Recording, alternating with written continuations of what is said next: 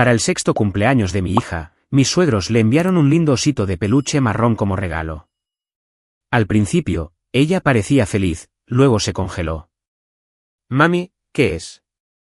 Me acerqué y me puse pálida. No grité. Tomé medidas. 3 días después, la policía estaba en su puerta.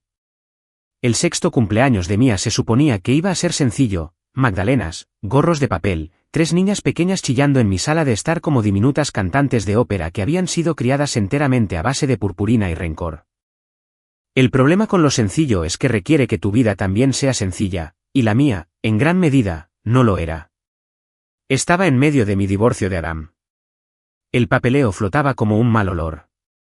La tensión estaba en todas partes y en ninguna, lo cual es una forma divertida de vivir cuando intentas evitar que una niña de 6 años note que su mundo está siendo reorganizado. Así que traté de compensar.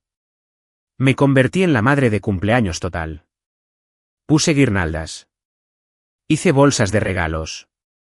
Horneé magdalenas desde cero en lugar de hacer lo que haría una persona normal: comprarlas en una panadería de supermercado que emplea profesionales y probablemente tiene un certificado de salud. Incluso invité a los padres a quedarse. No sé por qué hice eso. Tal vez por culpa. Tal vez autolesión. Tal vez quería testigos en caso de que perdiera el control y empezara a comer el glaseado directamente de la manga pastelera con las manos. ¿Lo hice? Los testigos fueron educados. Había 3 amigas, las mejores amigas de Mia, lo cual cambia semanalmente, pero hoy eran estas 3. Sus padres revoloteaban con esa energía incómoda de la gente que intenta ser solidaria sin admitir que ya le han preguntado a su cónyuge, así que, Michelle y Adam, ya sabes. Sonreí demasiado. Me reí demasiado rápido. Usé la voz que usas cuando organizas un baby shower para alguien que odias. Todo estaba bien. Mia estaba bien. Y entonces llegó el correo. Era una pulcra caja rosa con un lazo que parecía haber sido medido y atado por una persona que plancha sábanas. Janet y Frank. Mis suegros. El tipo de personas que creen que la presentación es carácter. Había una nota pegada en la parte superior, para Mia. Abrir hoy, porque, por supuesto, Janet y Frank no vendrían a esta fiesta. Mia iba a tener otro cumpleaños con Adam unos días después. El cumpleaños de papá, como lo llamaba Mia.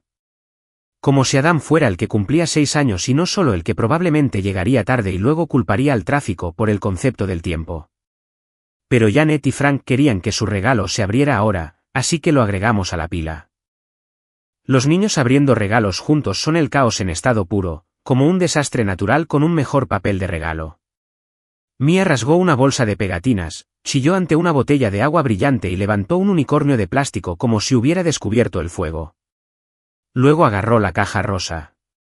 Este es de la abuela y el abuelo, cantó como anunciando un nuevo personaje en una obra. Lo abrió con cuidado. Con cuidado. Porque Janet le enseñó a ser gentil, lo cual suena dulce hasta que te das cuenta de que gentil es solo la palabra de Janet para obediente. Dentro había un osito de peluche marrón con un pequeño corazón cosido en el pecho. Toda la cara de Mia se iluminó. Le encantaban los animales de peluche.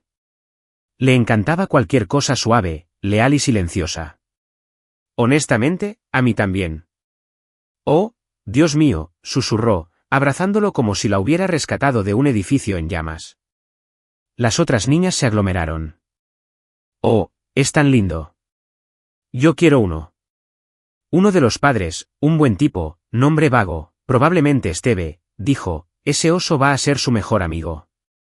Me reí porque eso es lo que haces cuando la gente dice cosas normales en fiestas normales. Mia se llevó el oso a jugar y la casa volvió a su rugido habitual de cumpleaños. Niños corriendo, padres bebiendo café como si fuera medicación. Platos de papel apilándose, glaseado apareciendo en lugares donde nunca debería haber glaseado. En ese momento, realmente se sintió normal.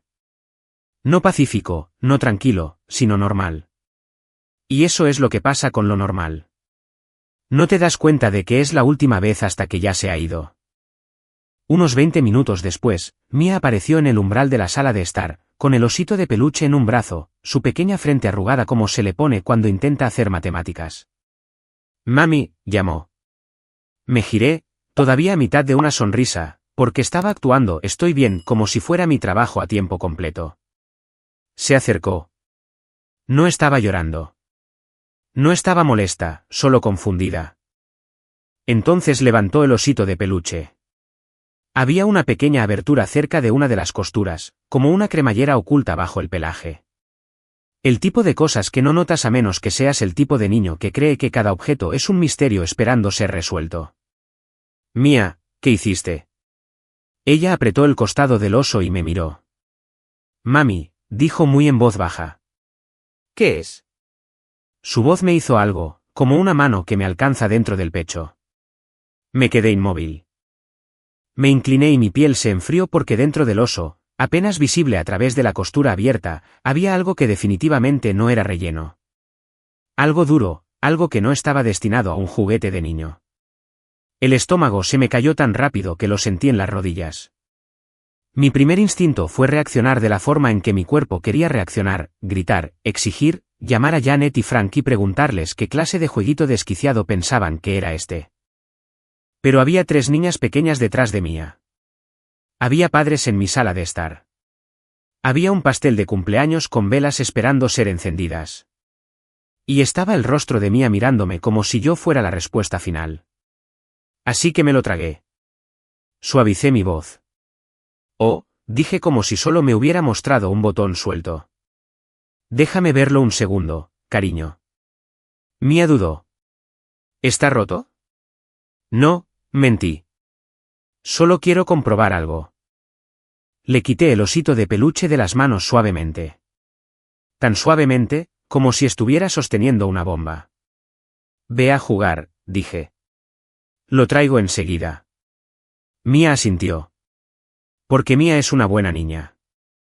Porque Mía confía en mí. Porque Mía no tenía idea de que acababa de entregarme el principio del fin. Caminé por el pasillo sin apurarme. Porque apurarme habría hecho que los padres levantaran la vista. Y no quería preguntas. Todavía no. Entré a mi dormitorio, la habitación que Adam y yo solíamos compartir antes del divorcio, convertida ahora en territorio neutral, y cerré la puerta. Mis manos temblaban incluso antes de darme cuenta de que había empezado a respirar diferente. Me senté en el borde de la cama con el oso en mi regazo. Me quedé mirando esa costura. Me quedé mirando la forma dura que había dentro. Y me di cuenta de algo muy claramente, fuera lo que fuese esto, no era un accidente. Este oso no era solo un regalo. Era un mensaje. Mi corazón latió una vez, pesado y lento. Abrí la costura un poco más, miré, revisé, ajusté el oso en mi mano para que la luz diera en el interior. Mi respiración se hizo superficial, mi rostro palideció, y sentí algo en mí. Algo cansado y viejo. Finalmente me enojé. Afuera de la puerta de mi dormitorio, podía escuchar la fiesta. Risas, pies corriendo, alguien gritando por el jugo.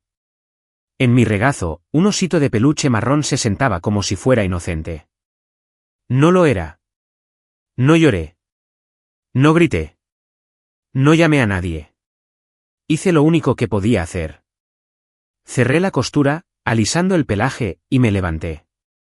Puse el oso en un lugar seguro en mi habitación, donde Mía no pudiera alcanzarlo, donde no pudiera accidentalmente terminar de nuevo en sus brazos.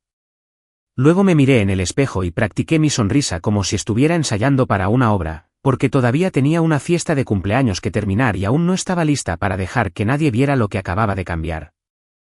Volví a la sala de estar, serví pastel, canté el feliz cumpleaños, aplaudí en los momentos correctos y, todo el tiempo, en el fondo de mi mente, un pensamiento se repetía como una campana de advertencia.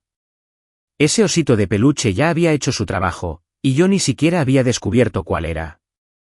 Cuando el último invitado se fue, me quedé en mi cocina mirando una pila de platos de papel.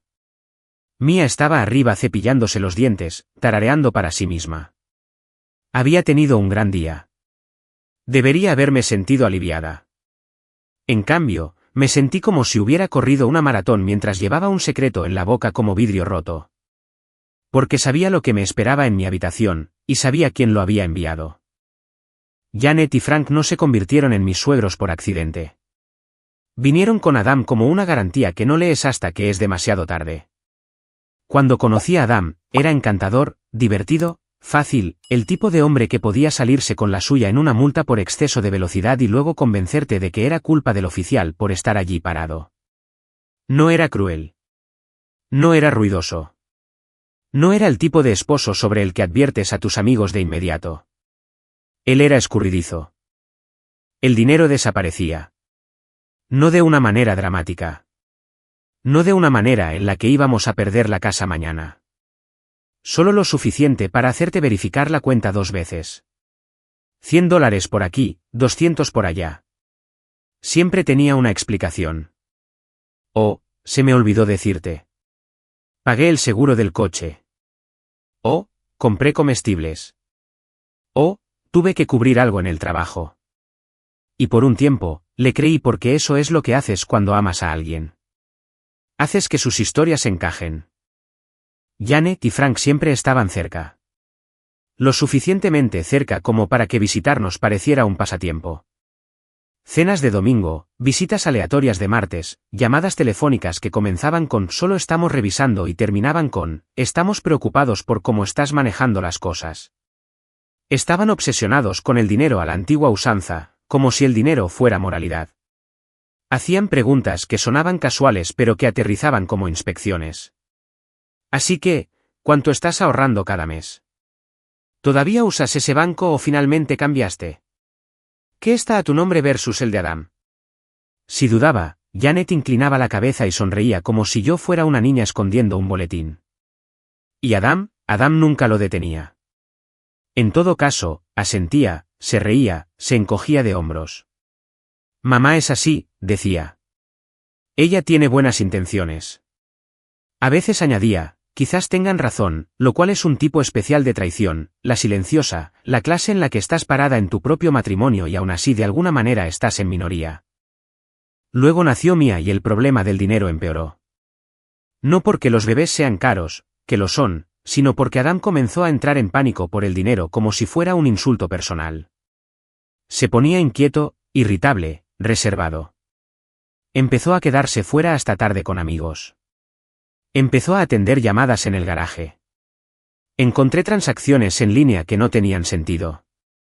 Retiros en momentos extraños, pagos que no podía relacionar con nada en nuestras vidas. Cuando pregunté, se ponía a la defensiva. ¿Por qué me estás rastreando? No te estoy rastreando. Estoy tratando de entender por qué el alquiler vence y la cuenta está sangrando. Siempre lo convertía en una pelea sobre mi tono, mi momento, mis problemas de confianza. Y seré honesta, mis problemas de confianza no eran imaginarios. Se construyeron lentamente, ladrillo a ladrillo. Me tomó más tiempo del que debería haberlo hecho nombrar, apuestas. No solo unas pocas apuestas con amigos, no solo una noche de juegos. Apuestas de la forma en que el dinero se desvanece y no deja más que excusas, adrenalina y deudas. Cuando lo confronté, juró que no era tan malo. Juró que no era frecuente. Juró que lo tenía bajo control. La respuesta de Janet y Frank no fue lo que hubieras esperado. No dijeron, Adam, para.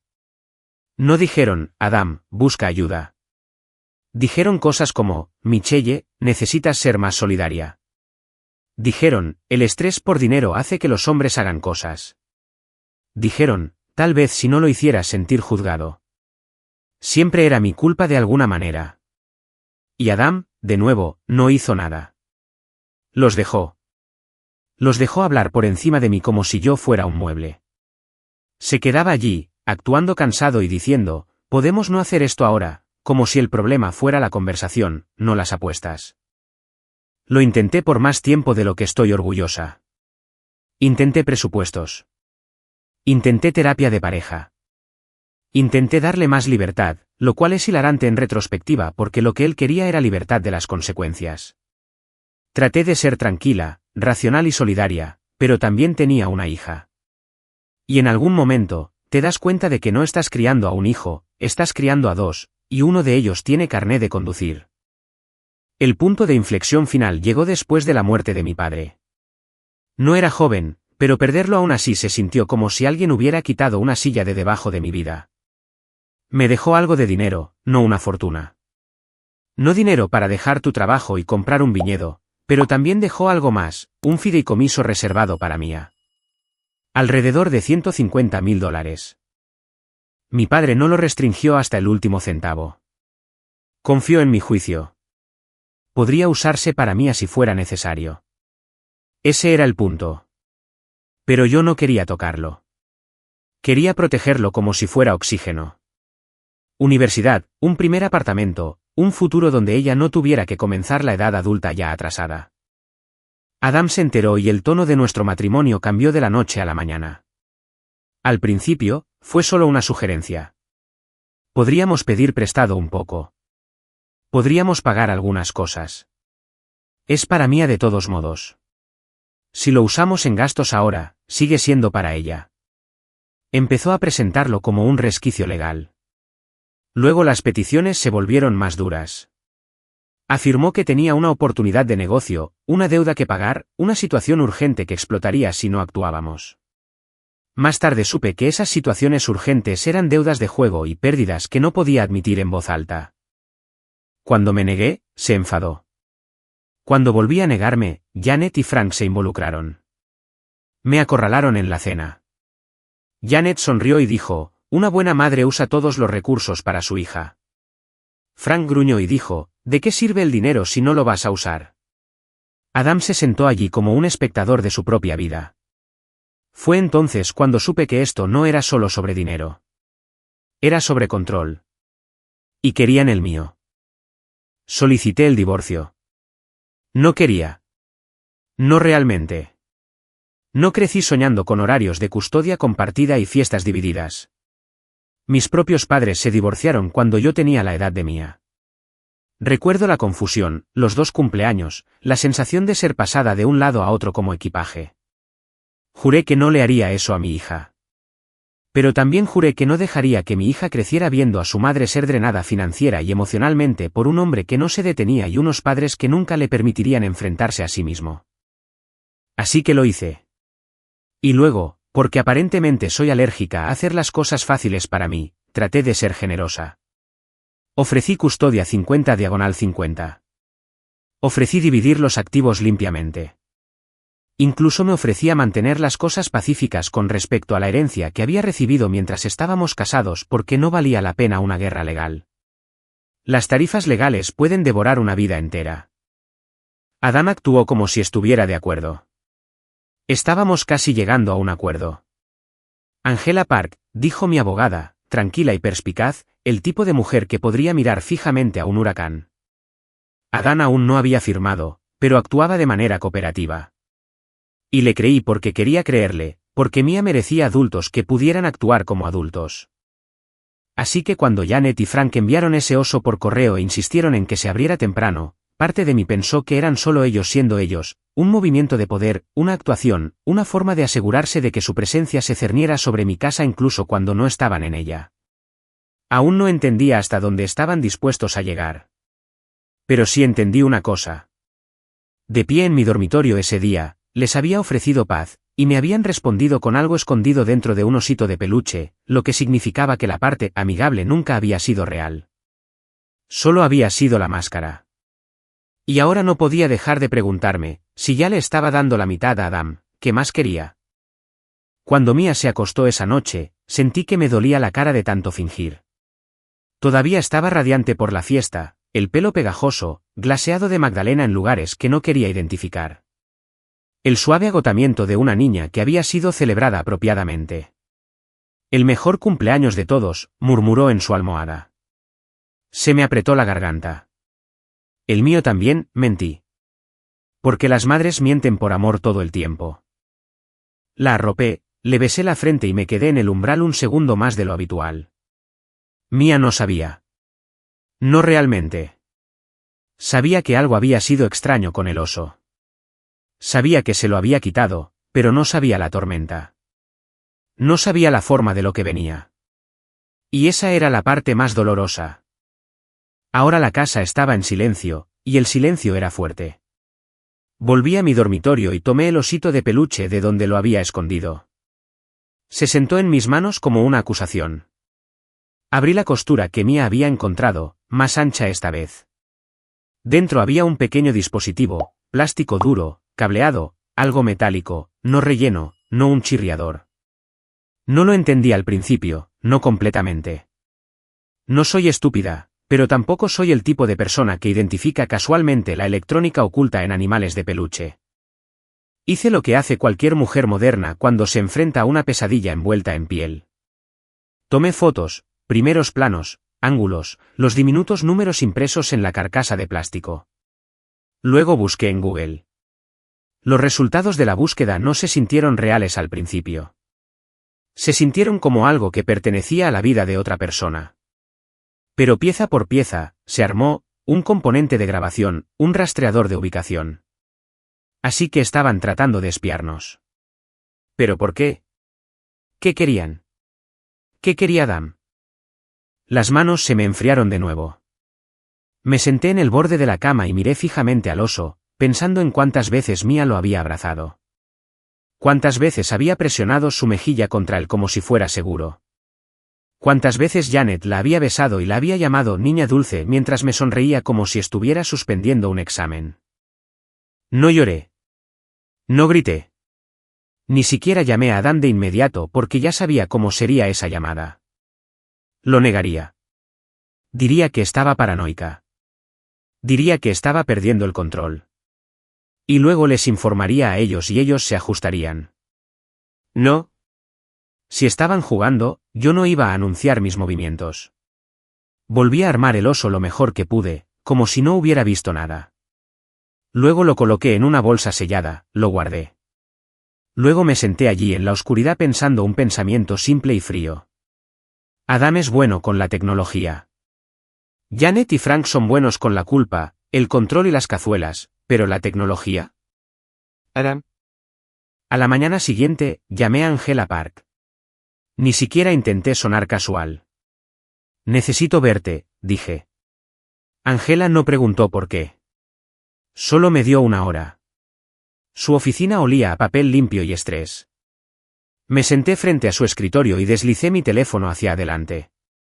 Tomé fotos, dije, de un dispositivo dentro del regalo de cumpleaños de Mia. La cara de Angela no cambió mucho, pero sus ojos se afilaron. Estudió las fotos, acercó, alejó. Luego me miró. Michelle, dijo con mucha calma. Esto es serio. Lo sé, dije. Por eso estoy aquí. Angela dejó el teléfono suavemente como si pudiera morderla. Antes de que hablemos sobre el dispositivo, dijo, necesito decirte algo. El estómago se me apretó. Abrió una carpeta, mi carpeta, y señaló una página. Adam rechazó el 50/50, dijo. Parpadeé. ¿Qué?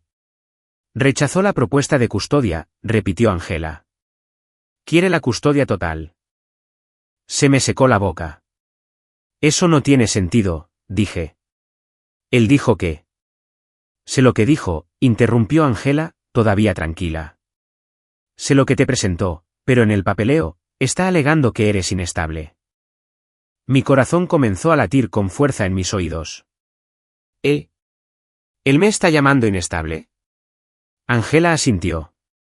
Y está solicitando que el tribunal lo ponga a cargo de las decisiones que involucren las finanzas y el cuidado de Mia. Ahí estaba. El clic, la razón. No se trataba de Mia. No realmente. Porque si se tratara de Mia, la custodia 50/50 habría sido suficiente. Pero la custodia total. La custodia total significaba control. La custodia total significaba acceso. La custodia total significaba una vía de acceso al único dinero real en todo este lío, el fideicomiso de Mia. Me senté allí, con las manos apretadas en mi regazo, y sentí que algo en mí cambiaba, algo que había estado tratando de ser educado durante meses. Le había ofrecido justicia. Le había ofrecido paz, y él había respondido intentando pinchar mi casa y llevarse a mi hija. Angela se inclinó hacia adelante. ¿Tienes pruebas de sus apuestas? Sí, dije de inmediato. Mensajes de texto, extractos bancarios, mensajes donde me pedía que usara el dinero del fideicomiso. Bien, dijo. Lo vamos a necesitar. Ella tocó mi teléfono de nuevo. ¿Y esto? Este dispositivo, necesitamos tratarlo adecuadamente. Deberías presentar una denuncia policial. El dispositivo en sí se convierte en evidencia. Cualquier resultado forense lleva tiempo, pero el hecho de que exista es poderoso. Asentí porque mi cuerpo estaba funcionando con algo más viejo que el miedo ahora: estrategia, protección, guerra. Angela me observó por un segundo. Le ofreciste un camino sin oposición, dijo en voz baja. Él eligió el conflicto. Sentí que mi mandíbula se tensaba. Entonces va a aprender a qué se parece el conflicto, dije. Angela no sonrió, pero su voz contenía aprobación. Esa es la respuesta correcta. Salí de su oficina con una lista de cosas que reunir, copias que imprimir, cuentas que documentar, y salí con algo más también: claridad. Adam no había estado jugando limpio. Había estado jugando para ganar. Y ahora, yo también. Unos días después, llegó el momento del segundo cumpleaños de Mia. El de Adam. El de Janet y Frank revoloteando en el fondo como si nunca hubieran hecho nada malo en sus vidas. No quería dejar ir a Mia. Cada célula protectora de mi cuerpo gritaba que no lo hiciera, pero también sabía cómo se vería esto si lo detenía sin pruebas. Si de repente me volvía difícil, si me convertía en la historia que ellos querían. Así que hice lo que hacen las madres. Planifiqué. Esa mañana, le puse un reloj a Mia en la muñeca. Parecía un reloj normal de niña, brillante, simple, del tipo que comprarías porque los niños no saben decir la hora pero les encantan los accesorios. Me agaché frente a ella y mantuve mi voz ligera. Si te sientes asustada, dije, apartándole el pelo de la cara. Presiona este botón. Mia miró hacia abajo. ¿Por qué? Por si acaso, dije. A veces los adultos se confunden. Si no encuentras a papá o me necesitas, presionas esto. ¿De acuerdo? Mia asintió. De acuerdo. Le besé la frente y sonreí. Mi sonrisa no llegaba a mis huesos. Adam vino a recogerla. Se paró en mi porche como un hombre que había ensayado ser inofensivo. Hola, dijo, como si fuéramos solo dos amables copadres que accidentalmente habían terminado divorciándose debido a conflictos de horarios. Hola, le respondí. Mia corrió hacia él. Él la levantó y le dio una vuelta como un padre normal. Observé sus manos. Observé su cara. Observé todo. Me entregó un papel con una dirección. Instrucciones de recogida. La dejaremos aquí, dijo. A la misma hora. Envíame un mensaje de texto cuando te vayas, dije. Claro, dijo Adam con facilidad. Y luego se fueron. Las horas se arrastraron. Traté de ser normal. Limpié. Hice la colada. Miré demasiado mi teléfono. Revisé la hora. La revisé de nuevo. Luego otra vez, porque la ansiedad es solo tu cerebro presionando actualizar como si fuera a cargar nueva información.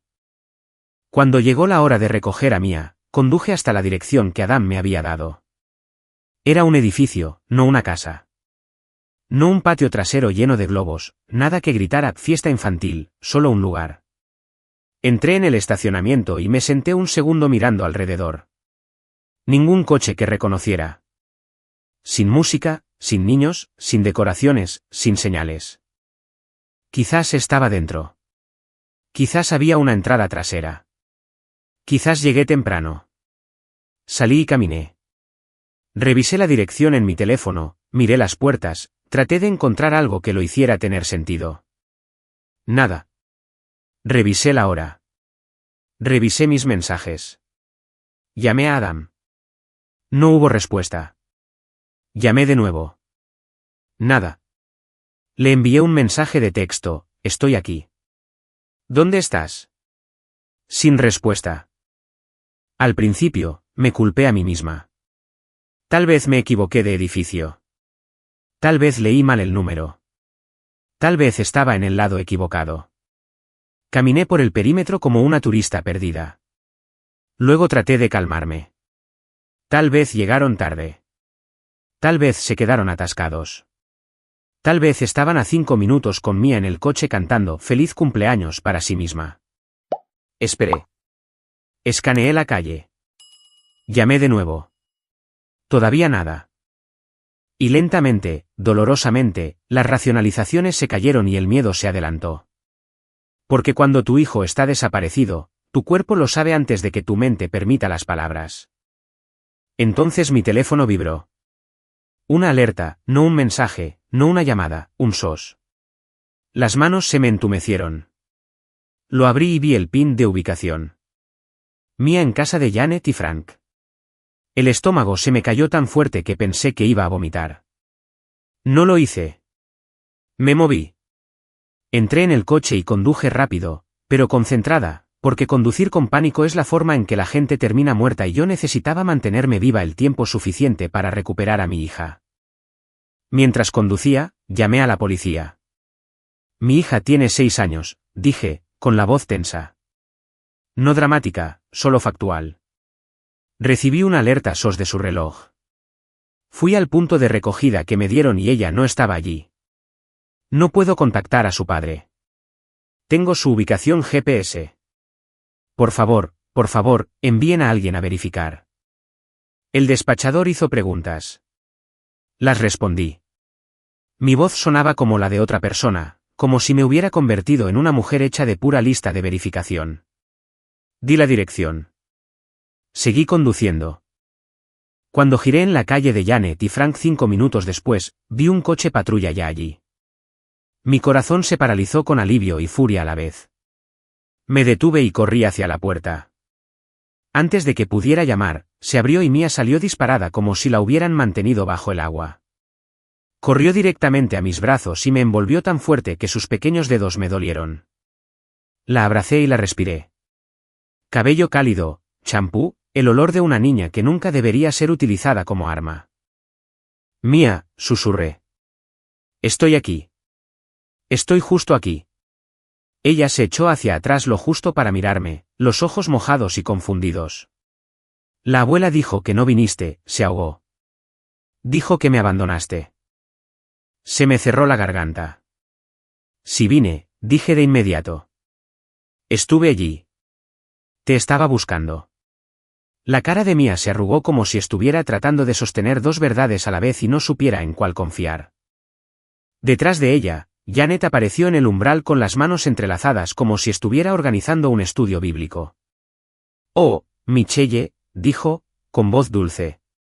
Todo esto fue un malentendido. Frank estaba detrás de ella, con los brazos cruzados, pareciendo irritado, como si mi hija desaparecida fuera un inconveniente para su noche. Un oficial se acercó e hizo algunas preguntas básicas. Voz tranquila, postura neutral, el tono practicado de alguien que ha visto todas las versiones del caos familiar. Mia sorbió la nariz y dijo, me asusté. Mami no vino. Mi pecho se apretó porque, por supuesto, ella dijo eso. Tenía 6 años. Se lo habían dicho. Lo había creído. Había presionado el botón porque estaba asustada. Y los niños no saben qué más hacer cuando piensan que han sido abandonados. Janet murmuró, ha estado tan emocional últimamente. La miré. Realmente miré. Y vi la misma sonrisa que había usado en las cenas de domingo cuando me preguntaba sobre mi cuenta bancaria como si fuera asunto suyo. No discutí en el porche. No expliqué. No les di la pelea que querían. Levanté a Mia en mis brazos y dije, nos vamos a casa. Janet abrió la boca como si fuera a protestar, pero la presencia del oficial la hizo detenerse. Frank parecía querer decir algo, pero no lo hizo. Adam no estaba por ningún lado, lo cual, honestamente, se sentía como lo más Adam posible. Abroché a Mia en el coche y conduje a casa, temblando de rabia contenida. Una vez dentro, hice chocolate caliente.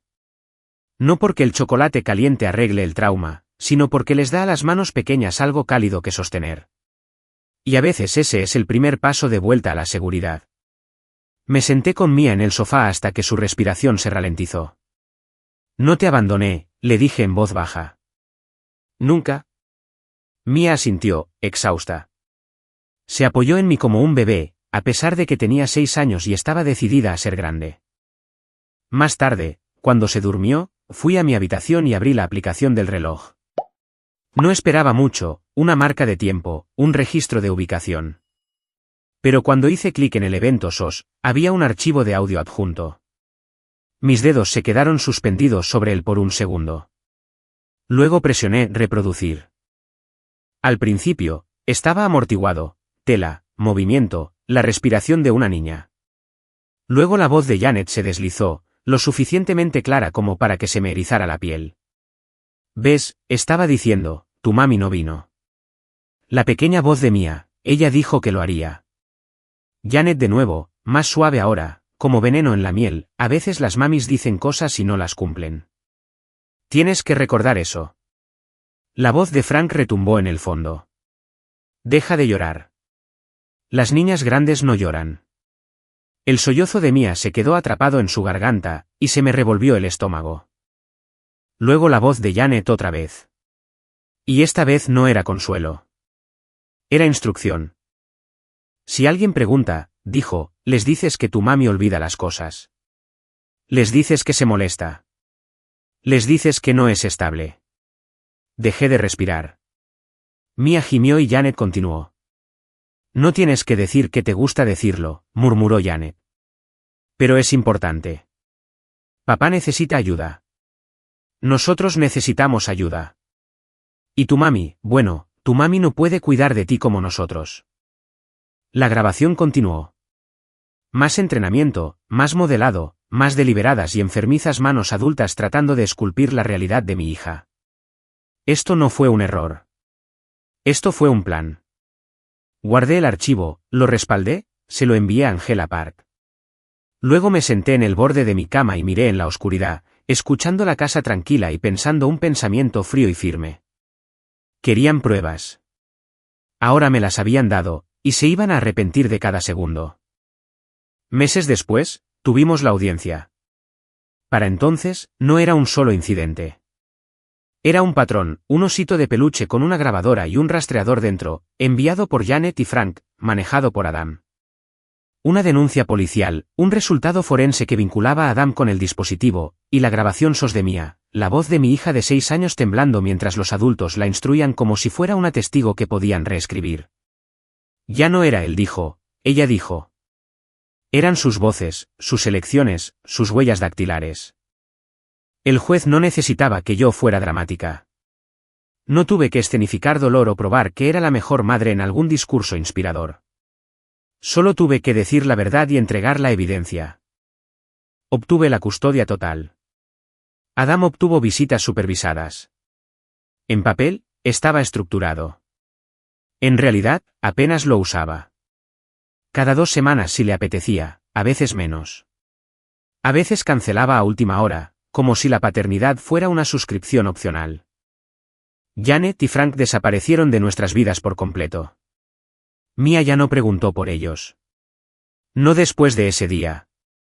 No después de las mentiras. No después de la sensación de ser convertida en un peón y darse cuenta. Los niños no siempre tienen las palabras para la traición. Simplemente dejan de buscar a las personas que lo hicieron. Y financieramente, Dios, financieramente, finalmente pude respirar. Mi salario se quedó en mi hogar. No más dinero desvaneciéndose. No más emergencias que siempre requerían mi sacrificio. El fideicomiso de Mia se mantuvo intacto e invertido. $150.000 sentados exactamente donde pertenecían. En su futuro, no en el apetito de otra persona. A veces, a altas horas de la noche, pienso en lo cerca que estuve de actuar amablemente justo en una trampa. Y luego miro a mi hija, segura, durmiendo, estable, y sé que no fui demasiado lejos. Fui exactamente lo suficientemente lejos. Entonces, ¿qué piensas? ¿Fui demasiado lejos o no lo suficiente? Déjamelo saber en los comentarios. Y no olvides suscribirte para más.